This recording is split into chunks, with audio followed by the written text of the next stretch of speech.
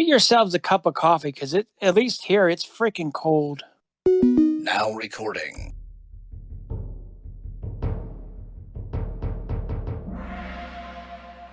The following podcast may have adult humor, Swear words.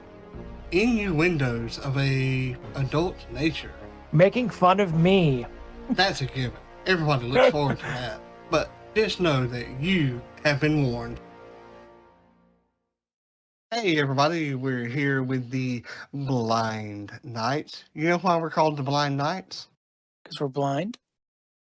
Well, yeah, and I have been knighted by Sir Jim. I was knighted by him as well. No, I you think. was not. Don't lie. Oh. Don't lie. But are you sure that's not pronounced blind knights? It could be blind knits. I mean, anyway, totally different subject that, I'll probably get yelled at even though they did the same thing to me. No one will know about it anymore because I won't tell. Sure. Oh, believe me, I don't tell anything I don't have to. The wisest words. But hey, everybody, this is Richard. And Jesse. And Or Jesse. It could be. And we're here with another episode or episodei. We're not going to do this the whole session. No, we're not. But recording. We just couldn't help it. Exactly. We're done now. Or I think we're done. I'm Done. Of course you would go longer than me. Of course you would. That's what she said. Or should I say longueur? Knights of the Braille News Desk. We really don't have a whole lot of news to report for Knights of the Braille. You're always looking for more game masters, of course. And players. Or do we have, well, I shouldn't say do we have enough players, but do we have players that haven't been able to find a game ever? We have a couple that are looking for games. Always looking, spread the word. So thank you all, and we ask that you, definitely spread the word because we can always use new members and, like I said, new game masters. And I actually have a bit of good news on the whole Richard front here. Is Thursday evening at 6 p.m. I'm going to possibly be meeting up for a in-person D&D session. So that's cool. I am really, really looking forward to that. Is that with your normal group or is that a new group? No, the normal group we've all the DM moved away and we were meeting on Discord, but everybody's gotten busy. So how did you find this one? I saw it on Facebook. It's like an arcade or game room, fun room, that's whatever really you want to call it here in where I live. So hopefully that works out for you. I hope so. We'll see. I know the owner, so we'll see.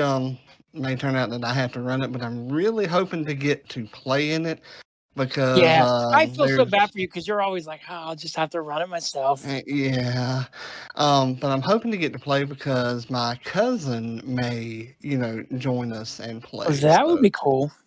Yeah, really, really be cool. Such a sweetheart. I have a cousin that said he wanted to play and then never got back to me. Remember, did I tell you about that? They wanted me to run it for him and his friends. Yeah, and then, never heard anything else. And then he was going to, he's like my brother. It's not like I don't talk to him, but that's never come up. I don't know, but he was supposed to join our Christmas one shot, I remember, I think back. Yeah, never did. He asked me I'm not going to say any names, but anybody will know that listen, but he asked me what a certain person looked like, and I said, I don't know. Yeah, he was hitting on me. I didn't. No, not you. No offense, but not you. I know. And sorry to the listeners that I just snorted there. I don't know why I did. But we will have some one-shots coming up, for the holidays. And actually, we mentioned this last week. We will mention it again.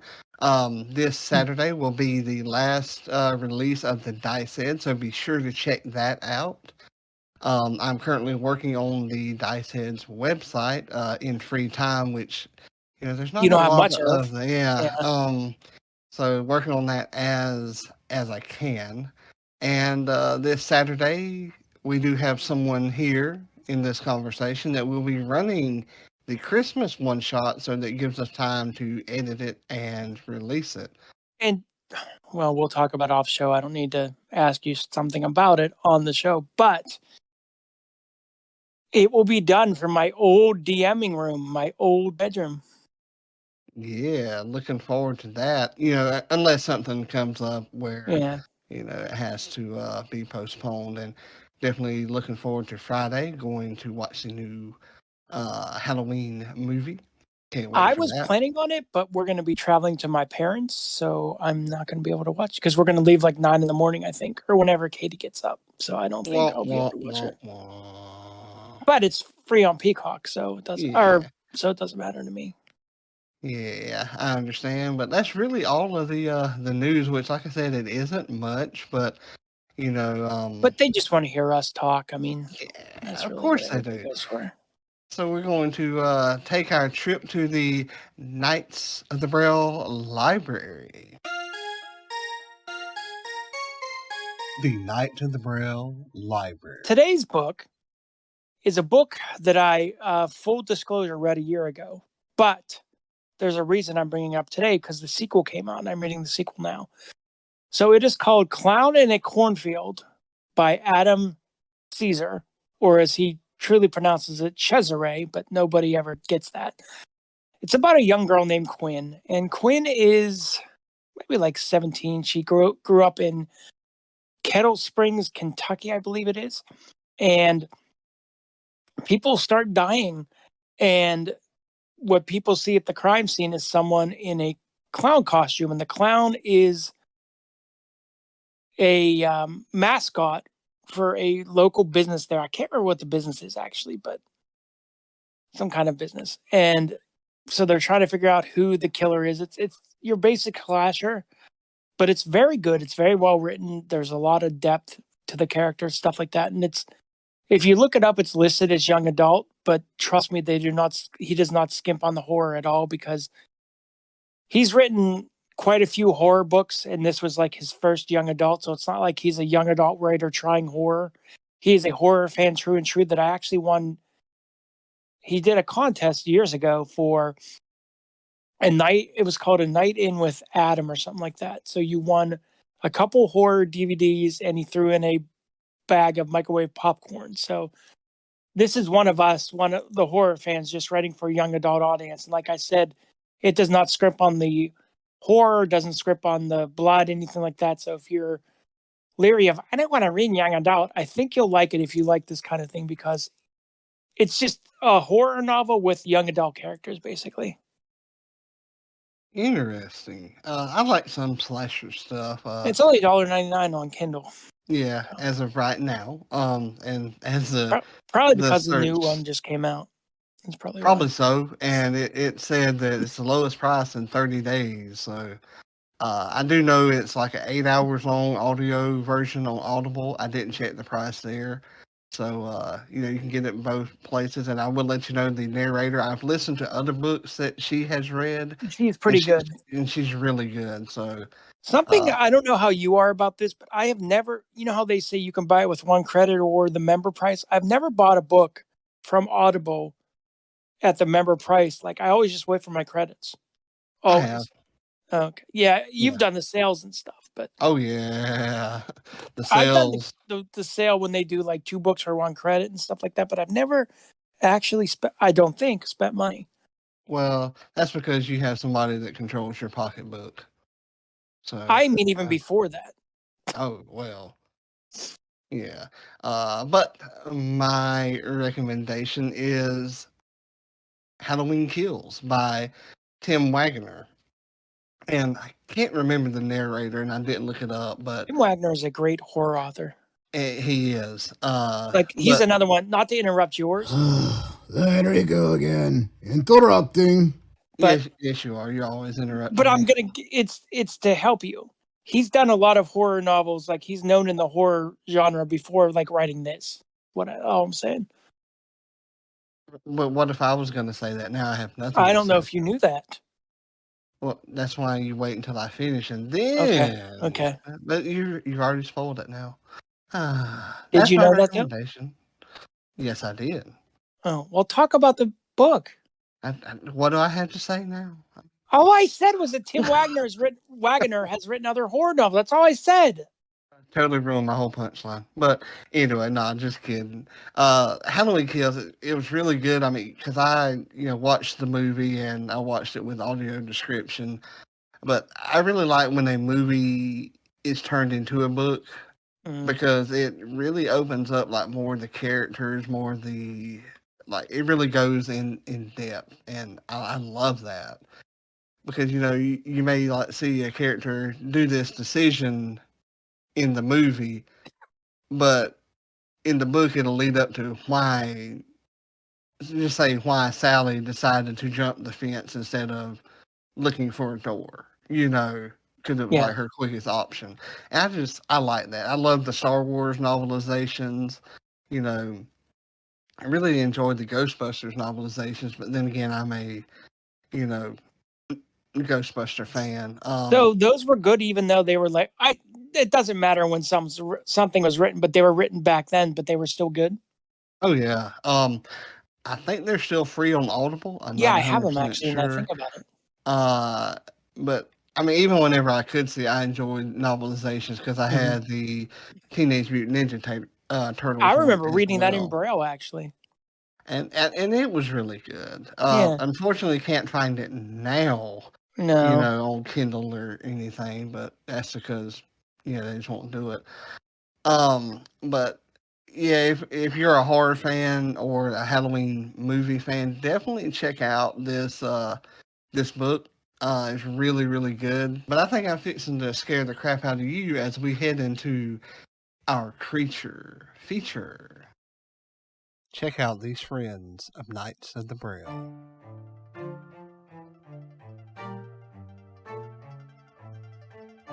Hello, I'm Quinn. And I'm Alex. And we're a couple of characters.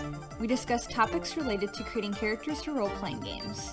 We talk about fun characters we've created. And give advice about how to make your own quirky characters. Check us out every other week, wherever podcasts are found.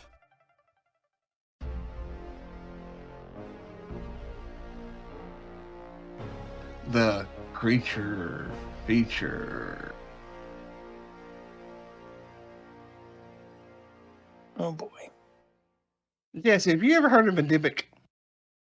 A Dybbuks box I've heard of. A Dybbuks. No. Dybbuks. No. Any idea what, from that name, what do you think it is? I think it's a small creature that causes mayhem.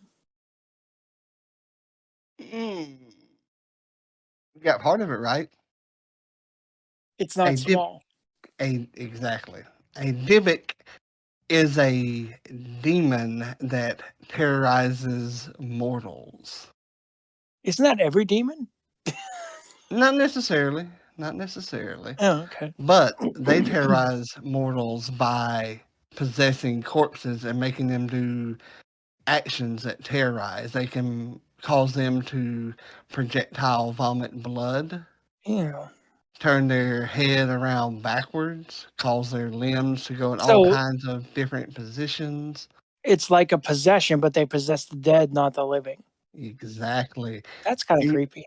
And they can also cause the body to, as it read it to me, excrement piles of wriggling maggots. So shit maggots. Yes, pretty much.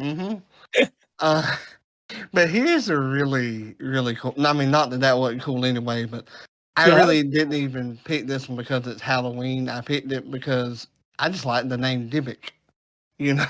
At least that's how Jaws reads it. Yeah. The normal form of a Dybbuks is a translucent jellyfish type creature. Ew. And they're typically chaotic evil, but their armor class is only a 14. And I say only a 14 because once you get up into higher levels, of course, that's how many hit points though? 37 on average. But to get to them, you have to defeat probably the possessed creature, right? That's how I would run it. That's how I would do it too. To knock it out.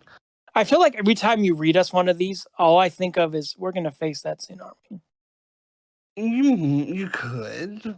But they have a challenge rating of 4. So, I mean, it's not overpowered, really. No, but it's not. But simple it's really either. cool, you know. Personally, I would figure the cranium rats that we did last week more than this. Yes, I agree. Because the sheer this could be something there. you just have like in a graveyard or something. Yeah. They have a tentacle attack, which is a +6 to hit, which is crazy, you know, especially if you have like low levels going up against Unless you're me and your characters have those to hit, but you're rolling like shit like I did last week when they fought Cthulhu. Yeah. I couldn't touch them when they fought Cthulhu at all. That's because you edited it down too much for them. All I did was change it to a +6 from a +10. That's all I did. You never change. Never. Well, Jesus God, it would wipe them all out. They wouldn't even have a chance at completing the point. I'm not like that. I'm more for the adventure aspect. Yeah. They cause an average of 13 necrotic damage when the tentacle hits. And I found this really stupid to have put into the description, but they did. If the tentacle attacks a creature, then the creature loses a max of 3 hit points. Like from their max H hit point. Well, I mean, I understand why they put it in there because you have constructs and things like that, you know. But when you lose a max, that means you can't get it back, right? You can on this one at the end of a short or long rest. Okay. And if you really want to, you know, mess with some people, if you want to face these. Never let them get back. If you hit the same person like 3 times, they lose a total of 9 hit points. Yeah. I mean, that's on average, granted, you know. Yeah. And they can... Sometimes I do the average because I'm lazy and I don't want to roll.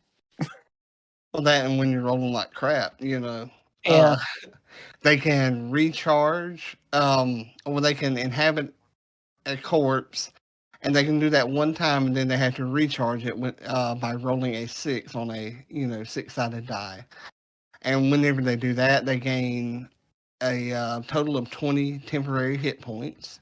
Can you destroy the tentacles, or is that not a thing? Well, that's how. I mean, you kill it, and that will cause it from. Okay, because sometimes I know like the tentacles themselves will get hit points sometimes. No, according to this one, no. Okay. But here's where it comes in scary is they can cast spells at will. These, and I'm going to give you some of them here, and they are resistant to a ton of damage, and they have a ton of condition immunity. So they are a little tricky then. Yes. But the one that they can cast at will, which would make them really difficult, is they can cast Dimension Door at will. Oh yeah, you could very well overpower with that. Yeah, and if you want to be a dick. Oh yeah, and that's me or Richard. And I wasn't saying that because I wasn't thinking of that, but yeah. And they can cast Phantasmal Force 3 times a day. I don't know what is that. I've looked at it before.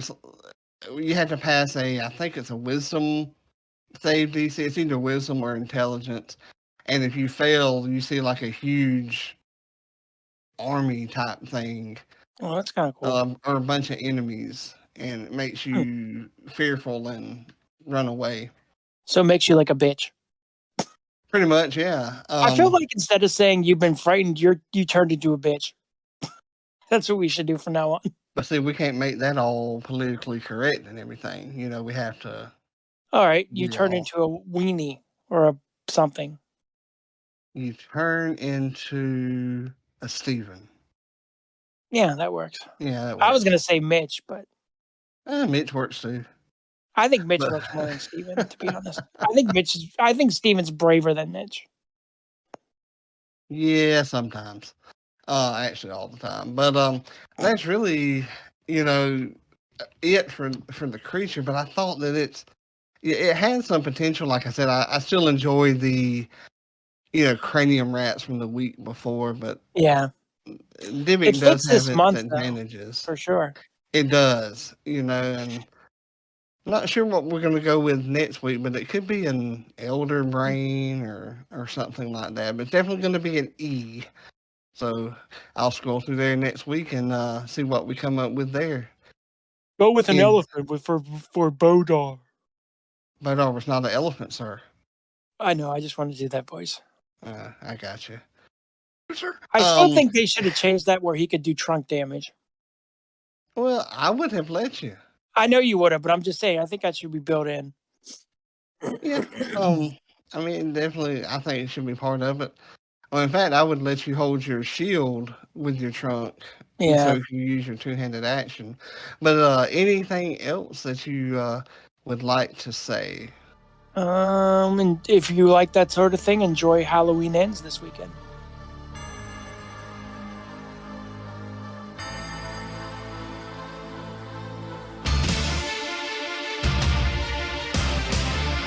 Welcome everyone to this exclusive one-shot, The Dungeon Daddy's Disciple.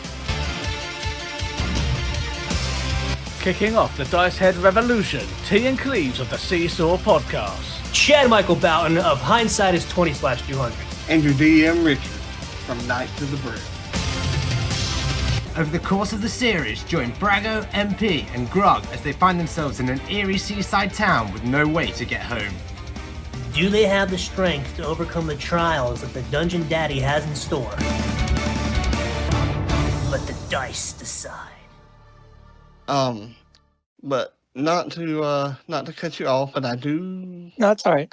I did have purchased 2 more tabletop games. I love. How many do you think you own now? Do you know? It's easily over 50. Jesus. Yeah, easily over 50.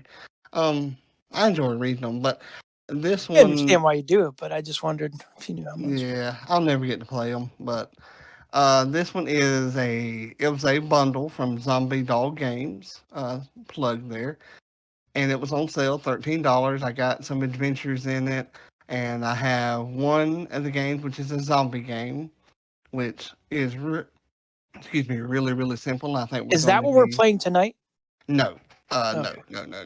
But it's one I'm thinking about going forward that we might play for a little while. Mm-hmm. Because I'm a little burnout on D&D, running D&D. Let me change that. But the other game, I think is one that you're really going to like is compared to the Call of Cthulhu. Oh. Cthulhu. I would that's a female Cthulhu. Cthulhu. Or is it Cthulhu? Oh, could be.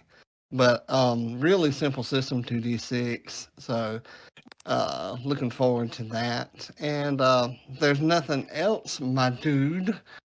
I think we are done for this episode. I want to thank everybody for listening. Yeah. Jesse's not going to thank you for listening. No, I had a phone call. Sorry. Thank you for listening and subscribe. This episode is brought to you by the Knights of the Braille and is made possible through the support of viewers such as you. Please remember to like, share, and subscribe to get all of the latest information and episodes. Thank you. The Who Knows, which be sure to check out on Fridays because this episode is going to be about movies and books and things like that according to Halloween.